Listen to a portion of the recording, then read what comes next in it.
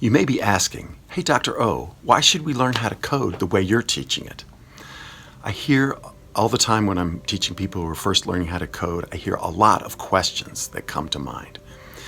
They ask things like, for example, do I have to type all the things out in computer programs?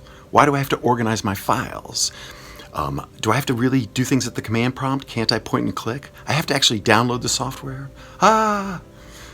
These are actual angst-ridden questions that people who are first learning how to code have a lot of the time.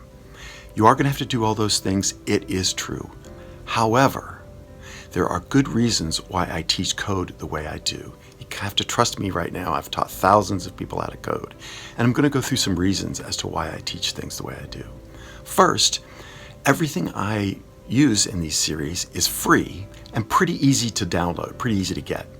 I do this so that people without privilege can have access to the keys to the future of technology. You don't have to be rich to learn how to code. Second, the way we teach these things is pretty platform independent. It doesn't matter if it's a PC or a Mac. In PC, we have one kind of editor and a thing called a command prompt.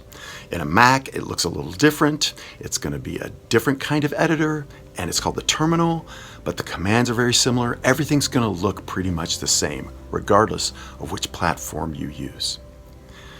Third, the process itself, the way I teach coding, is pretty language independent. It doesn't matter if it's Python or C, whichever. Especially in the beginning, it's all going to look very similar, and the process is going to be very similar in how to write code. Fourth, the way I teach code is pretty timeless. Some things just never go out of style. I've been coding this way 30 years ago, and 30 years from now, somebody's going to be coding this way. There are other ways to code, but this way will always be around. Learning a computer programming language is a lot like learning a human language. There's syntax, words, rules, all this stuff that you got to learn, that we're going to learn together. There's vocabulary. You have a dictionary in human languages. Here, we're going to learn things like, what does the word import mean in this code? What does the word with mean? Those are the kinds of things we're going to learn. There's punctuation. In code, you're going to see symbols like the star and the and symbol.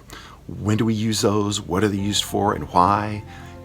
This is more things that we have to learn. There's context. In English language, the word round can mean a bunch of different things. Also, order matters. And so things like that, context things, matter in computer programming languages as too. We're going to learn all those things together in these video series. There's a lot to learn when it comes to writing code. These videos are going to teach you these very difficult things in a nice progressive way. It's going to take time and patience, but the journey's going to be worth it, and you're going to learn a lot of really important stuff, I promise.